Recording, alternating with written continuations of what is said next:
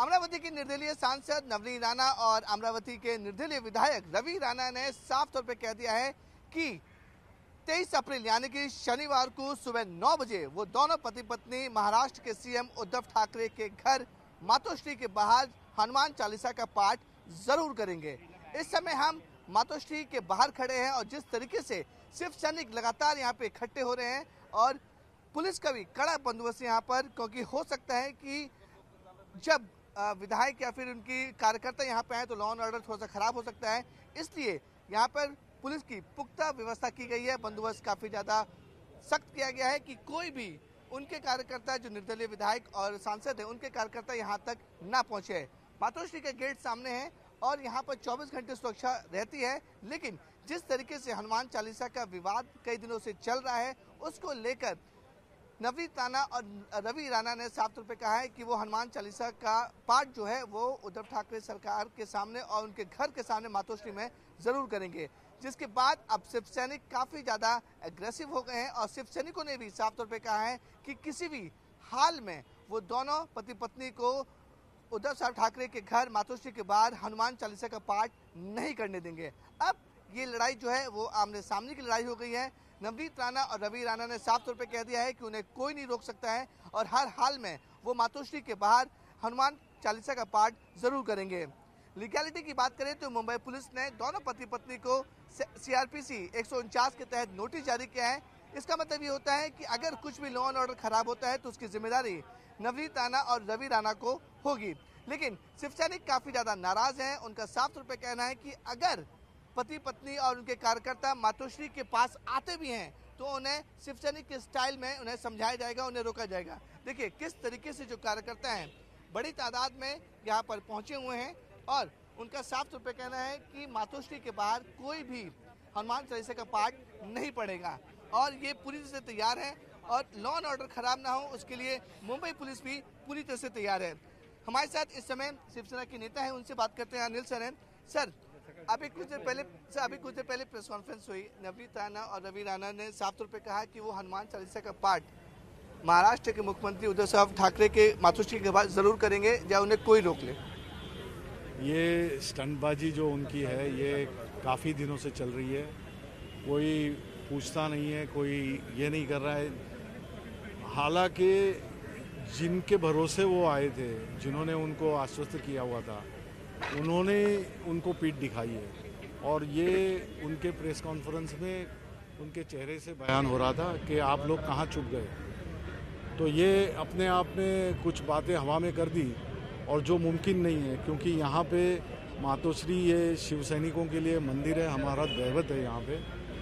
और शिवसेना पक्ष प्रमुख आदरणीय मुख्यमंत्री उद्धव जी और शिवसेना प्रमुख बाला साहब ठाकरे जी को, सिख शिव सैनिकों को जो है जी है वो पूरे हिंदुत्व की संस्कार से भरी हुई हमारी हिंदुत्व के साथ उसके साथ में रीति रिवाज जो भी चलते हैं वो शिव सैनिकों को किसी ने सिखाने की ज़रूरत कभी नहीं पड़ी। हमने अपना धर्म हमेशा मानने में, उसके आचरण में हमेशा गर्व महसूस किया।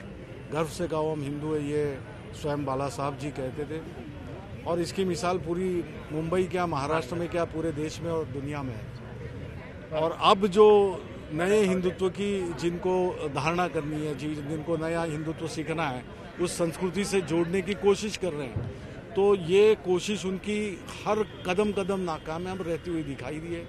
तो फिर उसके बाद में किस तरह से यहाँ पे जो सरकार, सक्षम सरकार महाविकास आघाड़ी की चल रही है उद्धव जी के नेतृत्व में, उसको डिस्टेबलाइज किस तरह से किया जाए, अस्थिरता उसमें किस तरह से ली जाए, धर्मों के बीच में इस तरह से टेढ़ निर्माण करके कि जाति के दंगे हो सकते हैं क्या, महाराष्ट्र में लॉ एंड ऑर्डर की सिचुएशन आ सकती है क्या, ये क्योंकि कोई दूसरा मुद्दा इनके पास नहीं है, कुछ किसी बिंदु पर बात नहीं कर सकते, क्योंकि विकास की ओर या महाराष्ट्र जिस संकटों से गुजरा है गुजरे 2 सालों में उद्धव जी के नेतृत्व में बहुत अच्छी तरह से उसको महाराष्ट्र को संभालने में कामयाब रहे उद्धव जी।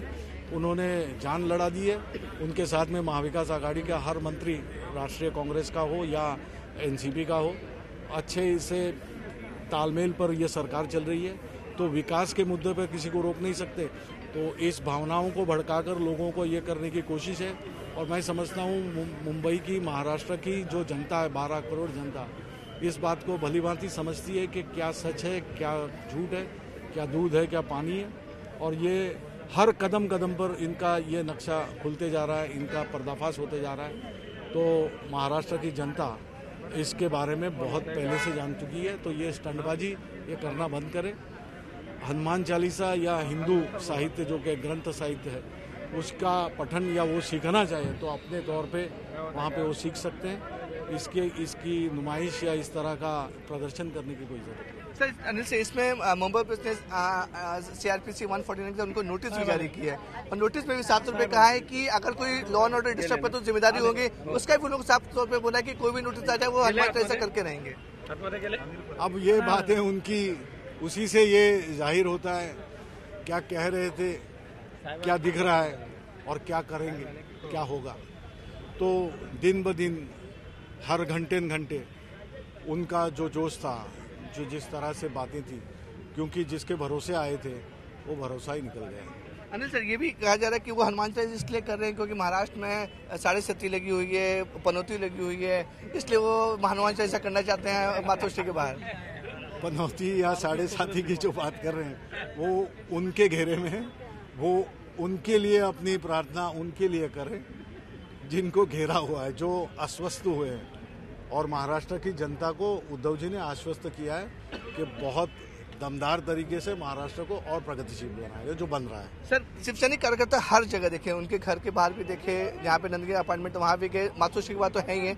अगर लॉ एंड ऑर्डर डिस्टर्ब होता है तो उसके जिम्मेदार कौन होगा sir? Law and order Shiv Sainik कभी डिस्टर्ब ना कभी करेंगे, क्योंकि उनको उद्धव जी की सीख है, प्रेरणा है। और एक जो डिसिप्लिन जिसको कहते हैं, अनुशासन, वो डिसिप्लिन आज शिवसैनिकों में है। वो जानते हैं, आप यहाँ पे देखा होगा ना तो कभी ट्रैफिक रुका है, ना किसी नागरिक को रुकावट हुई है। तो जो भी रुकावटें पैदा करने की कोशिश कर रहे हैं वो लोग हैं। और कायदे से खेलना, लॉ एंड ऑर्डर से खेलना उनके लिए वो बात है। इसीलिए पुलिस उनको ताक रही है, हमको नहीं। सर आखिरी सवाल, अगर राणा दंपत्ति यहाँ पे आ भी जाता है, हनुमान चालीसा करता भी है, तो आप लोग क्या करेंगे? यहाँ पे सुबह से जो कहा जा रहा है, जब हनुमान चालीसा का पठन होता है, जब ऐसा शुभ कार्य जहाँ पे कहीं पे भी मंदिरों में होता है, वो मंदिरों में होना चाहिए। यहाँ पे करेंगे तो यहाँ पे शिवसैनिकों ने महाप्रसाद तैयार रखा है, प्रसाद लेंगे। सर महाप्रसाद है, सोच बता सकते क्या है महाप्रसाद का मतलब क्या हुआ? अब